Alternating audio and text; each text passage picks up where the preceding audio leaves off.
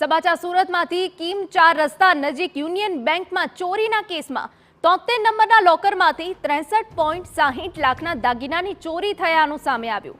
બહારગામ ગયેલ locker ધારકે police ફરિયાદ નોંધાવી 95 તોલા સોનું અને 4 કિલો ચાંદીની ચોરી થયાની લોકર ધારકની ફરિયાદ છે। બેંકના લોકરમાં થયેલ ચોરીનો આંક રૂપિયા 1.4 કરોડે પહોંચ્યો।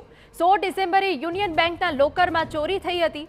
તસ્કરોને ઝડપી પાડવા પોલીસે 10 થી વધુ ટીમો કામે લાગી છે। સીસીટીવી અને ડોગ સ્ક્વોડના આધારે પોલીસે તપાસ હાથ ધરી છે।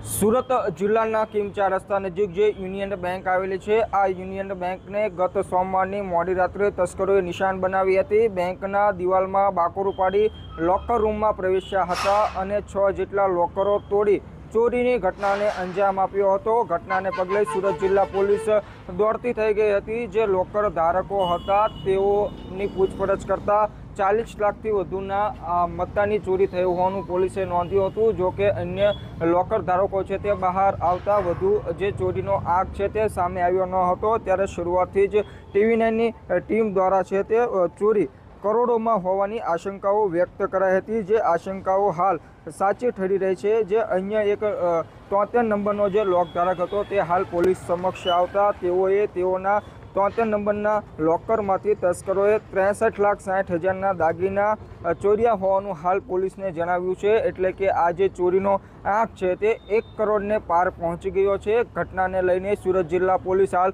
દોડતી થઈ ગઈ છે। સુરત જિલ્લા પોલીસ દ્વારા આસપાસ વિસ્તારના સીસીટીવી કેમેરાઓ ચેક કરવામાં આવી રહ્યા છે। આ સીસીટીવી કેમેરામાં 5 જેટલા શંકાસ્પદ ઇસમો પણ જણાઈ રહ્યા છે। પોલીસે હાલ સીસીટીવી ફૂટેજ તેમજ ડોગ સ્ક્વોડની મદદ તેમજ બાતમીદારોને કામે લગાડી જે તસ્કરો છે તેઓના કોલર સુધી પહોંચવા તપાસનો ધમધમાટ શરૂ કરી દીધો છે। જે રીતે ધૂમ સ્ટાઇલમાં ચોરીની ઘટનાને તસ્કરોએ અંજામ આપ્યો છે તેના પરથી સાબિત થઈ રહ્યું છે કે આ હાઈ પ્રોફેશનલ ગેંગ છે। પોલીસ દ્વારા હાલ તપાસ શરૂ કરી દેવામાં આવી છે। મેહુલ ભોકળવા, TV9 સુરત।